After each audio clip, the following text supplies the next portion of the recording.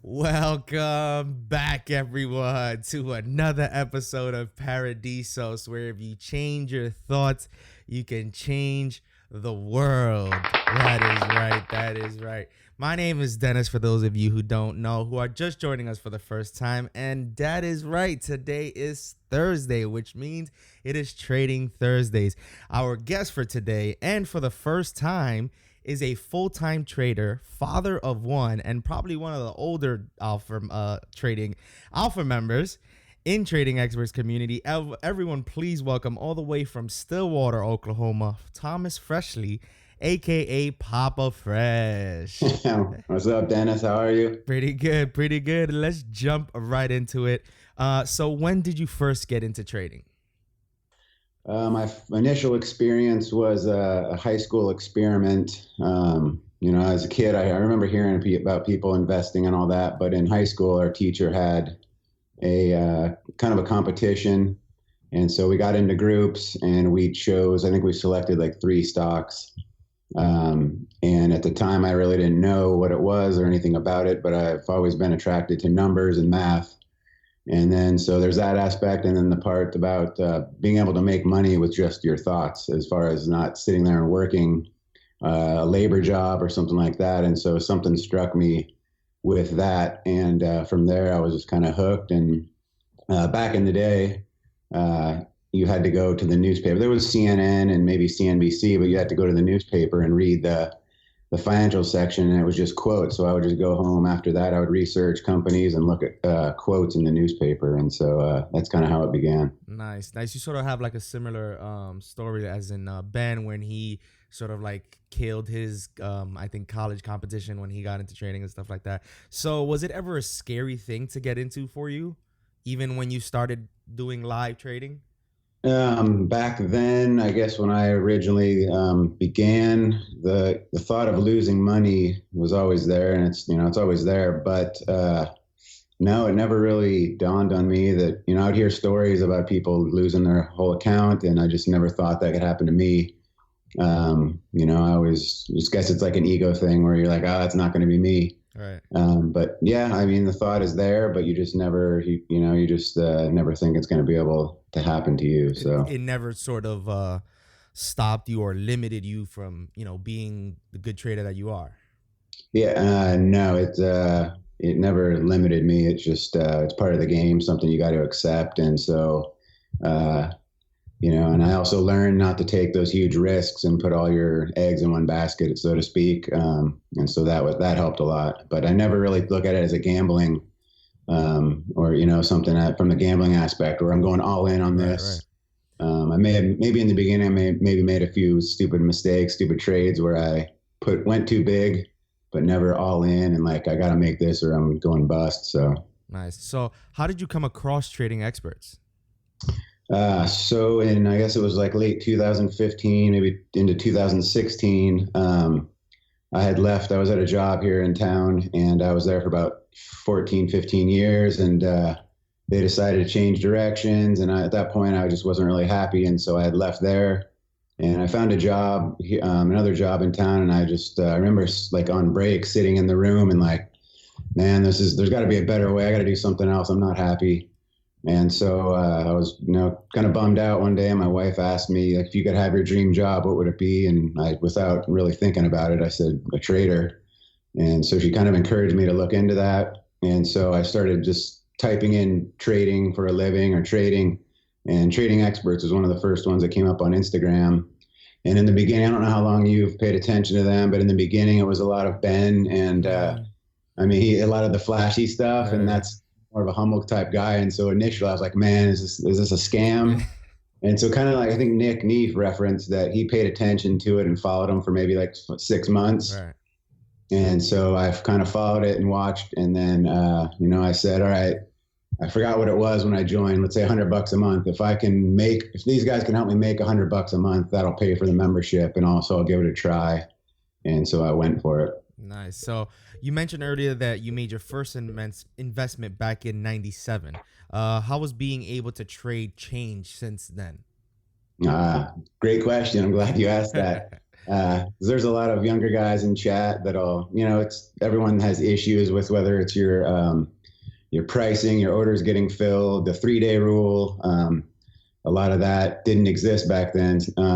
But so for instance, to make a trade, I would have to call Ameritrade, or Schwab was my original account, but I would have to call and wait on hold and place a trade.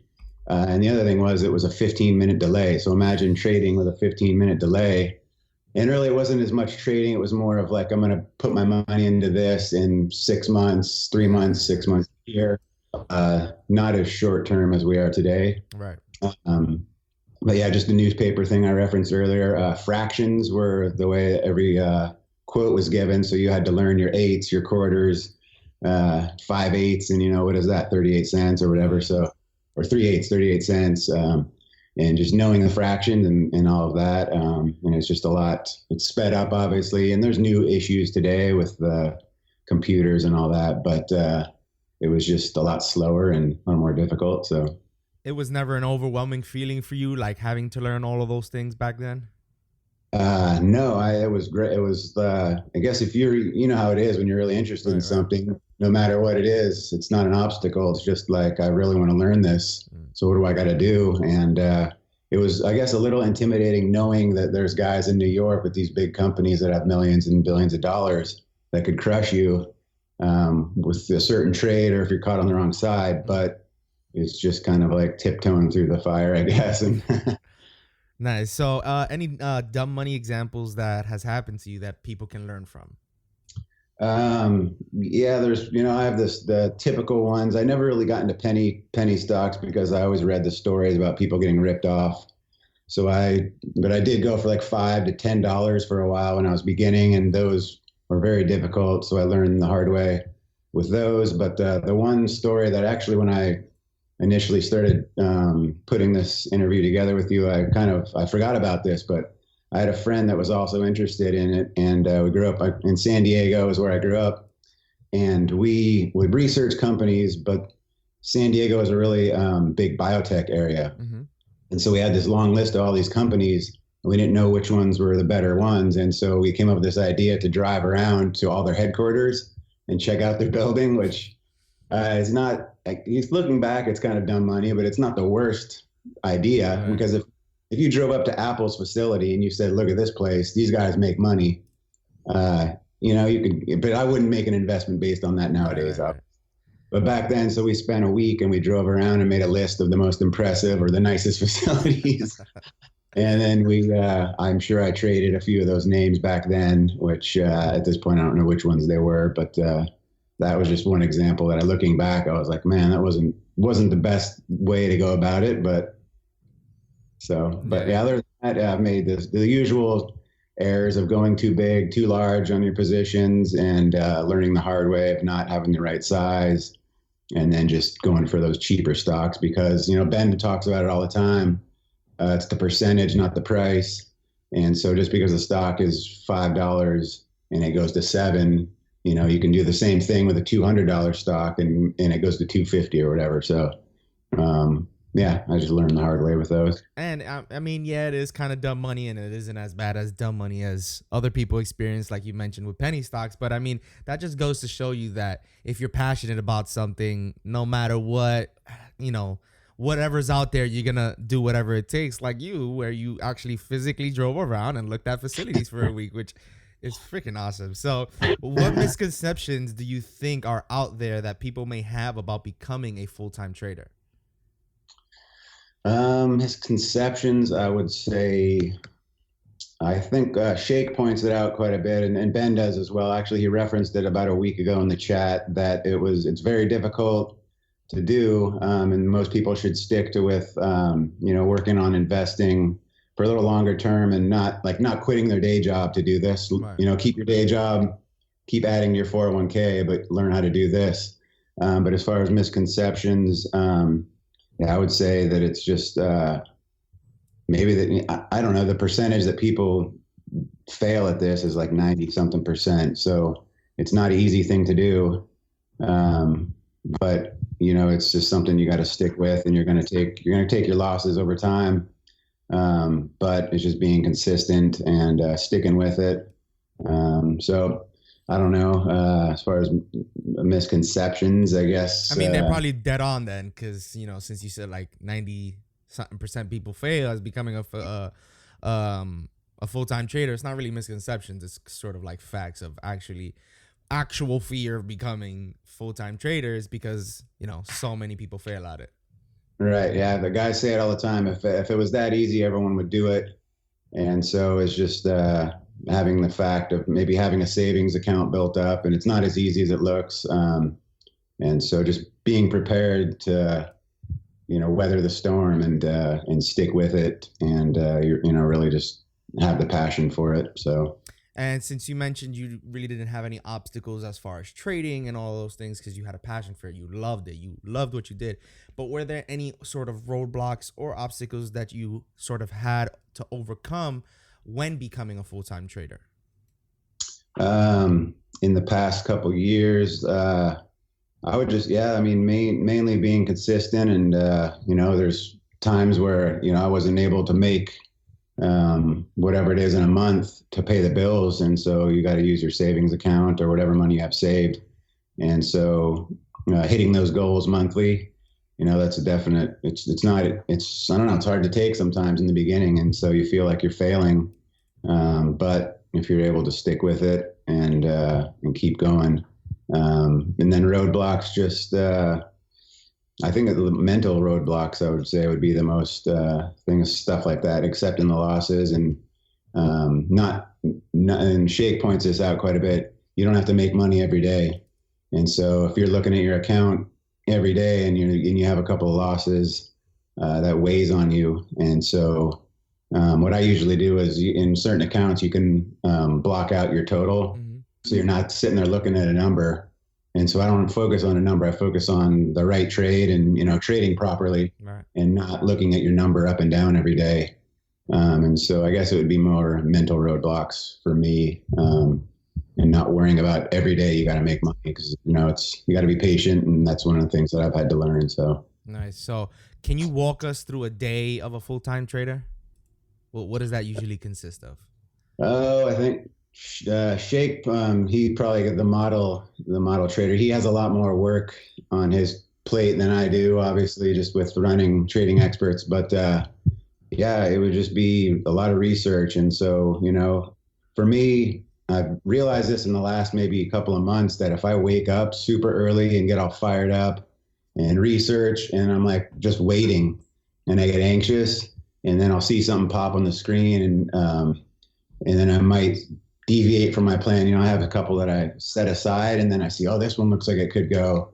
And then it's kind of a rabbit trail where I don't stick to what I'm doing. So I think I have too much time. And so now I do most of my research at night, and I'll line everything up. And then that way in the morning, I wake up a little later, I guess, than most people would, but that way I'm not there. Just, in the morning I'll kind of make sure my stops are where they should be, go over everything, review kind of what the stocks that I like. Shake usually throws out his list, and then there's a lot of guys in the chat and girls that will throw out their list. And so I'll take a look at those, and then just, get those stops where they're supposed to be. And then throughout the day, it kind of depends on how the market trades. I try not to pay attention to it all day. There's group guys I play basketball with, so I go up to the college and play hoops, and try to do something active, try to get away from the screen, so you're not just sitting there glued to it. Right. And then after the bell, usually I'll kind of go over the day, and review, some of the stocks that I saw throughout the day, that are interesting to me. And then later at night, usually I'll spend an hour or two before I go to bed and setting up for the next day. Nice. So. Nice. Awesome. So how have you managed being a father while being a full-time trader? I don't know. That's a good question. It's like being a father. I have a great son. Sometimes I wonder I don't know if it's just he's born that way or what I had to do in the process, but he's a great kid, and I couldn't ask for anything more.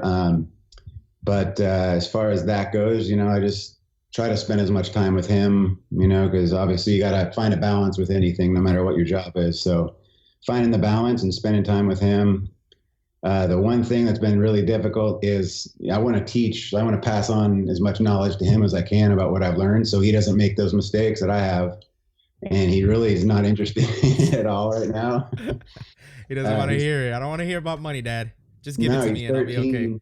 He's 13. And so he'll pay attention to a little bit of it, but it's like when I don't push it, but if I talk to him about it, it's kind of like, their eyes glaze over and he just doesn't want to hear it. Yeah. So I'm just kind of patiently waiting for him to give me the sign that he's interested, and I'll try to impart some of my knowledge onto him. But as far as raising a kid, it's just like anything else, just find the time to spend with your family, and that goes with being a husband or a father, and spend time with, them, and try to, I'm going to try to lead him that way. And eventually I think he'll figure it out, but it's just, I don't want to force him, because when you do that, it kind of turns him away. So right. It leads him off a bit. So, heard you were on the infamous Rincon trip where Andrew went into the ocean with everyone's phones. Do you have any funny stories from that trip? Man, yeah, I thought about that. I think about that trip quite a bit. That was legendary. I think it was one of the first ones. And it was Art that went into the, just so we clarify. Yeah. He's a great dude. I think he just had one too many Mai Tais maybe, but man, there's some good ones. Shake and Ben made a $10,000 bet over the car. We came out in the morning and the car was gone. One of the rental cars was gone. Shake was adamant it got stolen, and I think Ben only had like a beer or two that night, so I would have put my money on Ben, but they shook, and I don't think any money ever changed hands, but they straight up bet 10,000. Watching Shake put together the shakedown after two handfuls of Cubra Libras, I think, or I forget what drink it was. It was maybe rum and something, but he just sat there all day and just went after the shakedown, and had a few cocktails. But it was impressive to watch his dedication, because people were going out to surf, going on the beach. It's vacation. That dude just sitting there in front of his computer grinding out, and it was like nothing around him existed. He was just locked in on his computer and putting that thing together. So that was impressive to see. So yeah, just the whole trip was incredible. And I guess if I got to get Ben back a little bit, I rented a room and to stay. They left that night, and my plane left one day later. Right. So I rented a room at this little resort. It was right on the ocean, and Ben had a female friend with him, and she wanted to throw her things in my room to keep them safe. And they disappeared for like a while, and I had a feeling what was going on, but I was just like, it's all good. Take one for the team. So he's probably going to kill me. Hopefully he doesn't clip my membership for that, but you're cut off. All right. So Shake also mentioned you guys hit up the mountains in Denver. How was that? Oh yeah, that was great. Just to spend time, and really, he had his whole trading setup with him out there. And so it was great to kind of see him in action and trade, and watch, what he does. But from my standpoint, we went, and I was fortunate enough to hang out with him and go snowboard and ski. And I really didn't dig into ask him a bunch of questions about trading, because it was vacation. And so I just wanted to keep it, more fun and not have him focus on that. So it was cool to see him. He's super passionate about snowboarding, and he's good. Nice. And so it was great to see him in his element, because I know he loves the mountains and the snow, but he rips. And so it was fun to follow him around the mountain. We found Narnia. For those that have been to Breckenridge, you should definitely go find Narnia. Nice. So just to wrap things up a bit, any advice on what you would recommend before someone tries to take on trading full time? Yeah, I would say a couple guys in the chat have hit me up about that, and it's difficult. So it's the hardest thing that I've ever tried. Like I said, I had a job for 12, I guess it was 14 years, and having a normal job to doing this is so much more difficult. A factor times 2 or 3 at least.